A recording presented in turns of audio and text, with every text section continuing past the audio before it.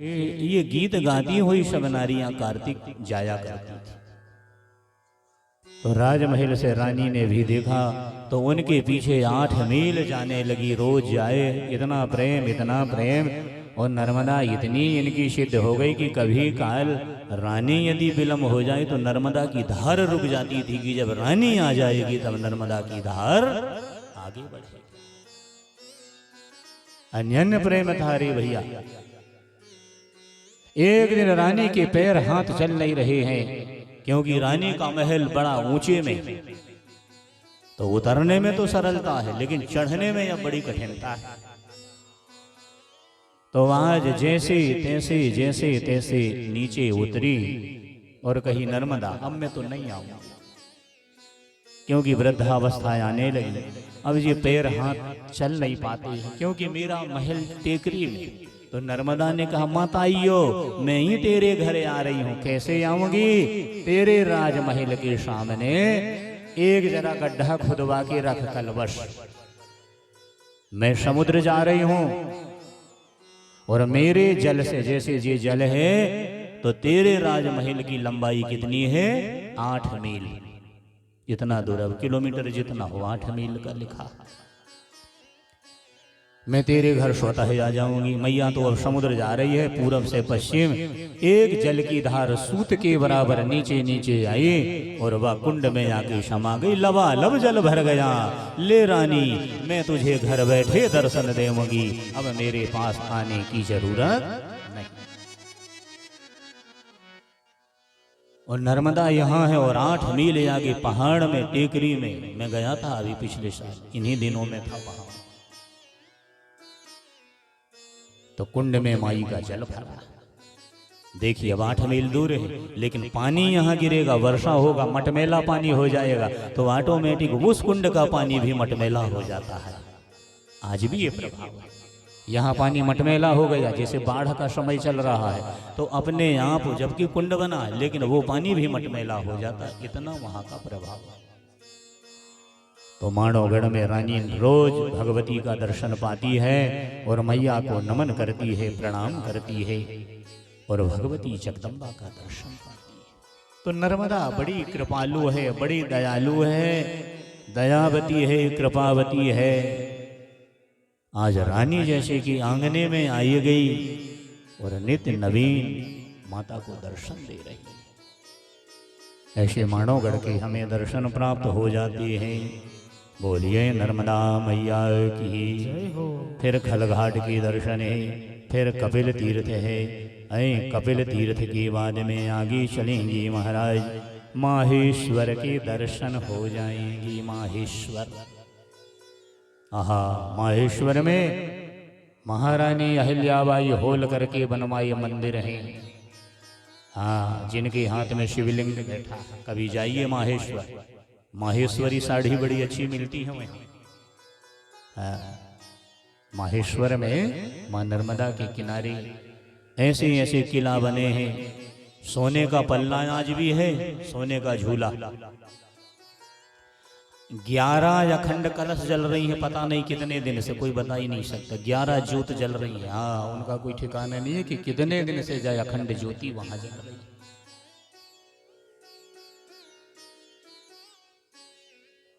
महारानी अहिल्याबाई इतनी धर्मात्मा, इतनी पुण्यात्मा, कोई स्थान उनने नहीं छोड़ा है। हर जगह, काशी जी में उनके नाम ही का घाट है, अहिल्या घाट।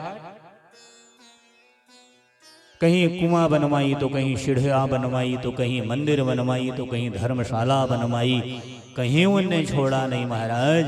और वहां रोज 18,000 रुद्री बनवाती थी, आज भी बनती है। एक कमरे में एक हाल बना, मैं देख के आया। 18,000 रुद्रियों का निर्माण, मिट्टी के शिवलिंग बनते हैं, उनकी पूजा होती है, सोने का पलना है, 11 कलश चल रहे हैं मंदिर। महारानी अहिल्याबाई होल करके वह पावन नगरी माहेश्वर में भगवान शिव का दरबार है, भगवती का दरबार है। ऐसे माहेश्वर में मां नर्मदा का भी दिव्य दर्शन होगा। इतने लंबे लंबे घाट बने हैं और सब घाट में गुलाबी रंग की सब वो पोते हैं। हाँ, सफेद पीले मैंने नहीं देखा, वहाँ पूरा जब देखा था तो जितने घाट की वो है, मंदिर से लेके महल से, सब गुलाबी रंग का एक जो कलर होता है सीमेंट में, उसकी पुताई। ईश्वर तीर्थ की दर्शन मिलेंगी, 24 अवतार की दर्शन हो जाएंगे। भगवान ने जो 24 अवतार लिया है, उन भगवान की प्रत्येक अवतार का रूप वहाँ नर्मदा के तट में विराजमान है। बोलिए नर्मदा मैया की जय हो। सनक रूप बने वहीं खड़े हुए, सनंदन बने वहीं खड़े हुए, नारद बने भगवान वहीं बताने गए नर्मदा से, कृष्ण बने तो बताने आई कि मैया तेरी कृपा से मैं कृष्ण अवतार लिया हूँ। जितने स्वरूप भगवान के उनके दर्शन वहाँ प्राप्त हो जाते हैं। तो श्री मार्कंडेय जी महाराज बोलते हैं, इसके बाद में 24 अवतार के दर्शन होंगे। फिर सीता वाटिका, वनवास के समय में राम लक्ष्मण माता जानकी जब वनवास जा रहे थे, नर्मदा जी के किनारे एक पेड़ के नीचे विश्राम करे, तो नर्मदा जी को पता लगा कि राघव के साथ में सीता आई है। तो नर्मदा भी रातों रात मिलने गई थी किनारे किनारे। तो जहाँ जहाँ से नर्मदा गई थी, वह पेड़ के नीचे का स्थान सीता वाटिका के नाम से जानती है। नर्मदा मैया भी सीता जी से मिली थी कि वनवास जा रही है। स्थान का नाम सीता वाटिका है। उनके दर्शन के बाद में आगे बढ़ेंगे, धावड़ी कुंड के दर्शन मिलेंगे। मिट्टी के शिवलिंग बना करके पार्थिव लिंग निर्माण करके बाणासुर दैत यहीं लाके जल प्रवाह करता था। नर्मदा जी के किनारे पार्थिव लिंग का बड़ा महात्म्य है। यदि समय मिल जाए तो थोड़ी सी मिट्टी के शिवलिंग नर्मदा तट में बना के उनकी पूजा करके और माई के जल में प्रवाह करना चाहिए। बहुत बड़ा फल मिलता है, बहुत बड़ा फल। मिट्टी का शिवलिंग बना ले, उनकी पूजा कर ले। आगे चलेंगे, लक्कड़कोट के दर्शन मिलेंगे। लक्कड़कोट, ये जितनी लकड़ियां बहकी जाती हैं वर्षा के समय में, ये समुद्र नहीं जाती, गोल गोल घूम करके वहां एक पहाड़ में रुक जाती हैं। उसी पहाड़ का नाम लक्कड़कोट है, लक्कड़कोट के नाम से जानते हैं। छोटी बड़ी जितनी लकड़ियां ये बहकी जो नदियां देती हैं नर्मदा को, और नर्मदा में बहकी जो लकड़ी जाती है, कुछ लकड़ी पकड़ लेते हैं और जो पकड़ में नहीं आती तो घूम घूम के इस पहाड़ में रुक जाती है, इसलिए नाम लक्कड़कोट है। आगे पामाखेड़ी है, दातौनी नदी का संगम है। और दातौनी संगम के बाद में आगे चलेंगी महाराज, सिद्धनाथ नेमावर की दर्शन हो जाएंगी। नर्मदा जी की नाभि जैसे ही अपने शरीर में नाभि है, वैसे ही पृथ्वी की नाभि कहाँ है? उज्जैन अविंतिका। नर्मदा जी की नाभि कहाँ है? नेमावर। जितना दूर वहां से समुद्र है उतना ही यहाँ से अमरकंट है महाराज। सिद्धनाथ नेमावर की दर्शन हो जाएंगे। उत्तर तट में छिपानेर है, बाबरी घाट है, होलीपुरा घाट है, तींदरी नदी के दर्शन है। आगे चलें, बुधनी के दर्शन होंगे, चीचली के दर्शन होंगे, मनकामनेश्वर भार कक्ष तीर्थ के दर्शन होंगे।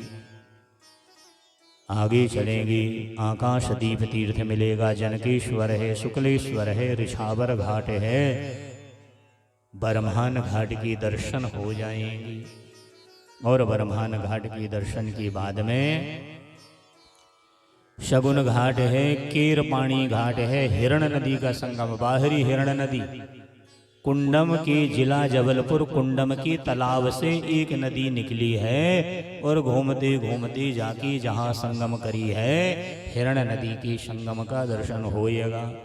फिर सुनाचर घाट है, बेलपठार सिद्ध घाट, 4 मील आगे चलें भेड़ा घाट, 64 योगिनी मंदिर है, बंदर कूदनी है, आदि आदि दिव्य दरबार के दर्शन करते हुए भेड़ा घाट से महाराज माई के पावन तट में दिव्य दरबार बने हैं।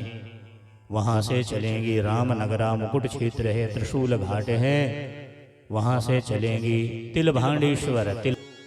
तिली के तेल का दीप जलाना, ऐसे 6 जगह तिल का उपयोग किया जाता है। चिंता हो गई कि तिल नहीं है, हम कैसे कल का समय गुजारेंगे। इतना चिंतित होकर रात में सो गए। रात्रि में, मध्य रात्रि में रक्त वस्त्र को धारण करे हुए, कमल का पुष्प लेके भगवती नर्मदा स्वप्न में आई हैं और नर्मदा जी ने कहा, चिंता मत करिए, मेरे जल में तिली का बना हुआ, काले तिल से बना हुआ एक शिवलिंग पड़ा, निकाल लेना, दर्शन कर लेना, तुम्हें तिल स्नान, तिल भोजन का फल मिल जाएगा। जैसे ही सवेरे हुआ, स्वप्न की बात स्मरण करे हैं और स्वप्न की बात का स्मरण करके अच्छे बुरे जैसे भी सपने आए, बताने लायक हो जैसा हो, भगवान को बता दिया करो बस पूजा के समय कि ऐसा स्वप्न आया है, आप जानो, हम कछु नहीं जाने, सब आपके हाथ में, आप संभालिए।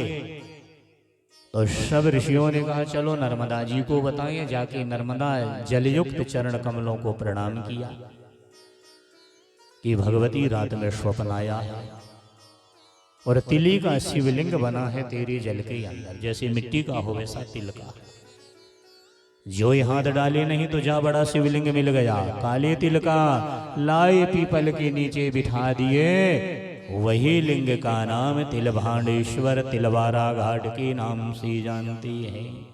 बोलिए नर्मदा मैया की जय हो। हे महाराज आगे चले, रामनगरा मुकुट क्षेत्र की दर्शन है, आगे चलेंगे गौरी घाट की दर्शन हो जाएंगे। कल बताए थे जबलपुर तक पहुंच जाएंगे। पूर्व समय में एक जावली नाम के ब्राह्मण थे, वे गौतम जी के शिष्य हो और गौतम जी के माध्यम से उन्हें गुरु दीक्षा मिल गई। गुरु दीक्षा मिली तो गौ सेवा करने लगे। माया की 400 गायें दी गई थी, उन गायों को चराई, 1000 संख्या हो गई, गुरु जी को ले जाके दे दी। गुरु जी से पूछे कि अब सेवा बताएं, तो गुरु जी ने कहा, जाओ सेवा करो, मृत्युलोक में 7 कल्प वाली नर्मदा है, बा नर्मदा जी की सेवा करना। नर्मदा की सेवा करने को यहीं आए थे महाराज।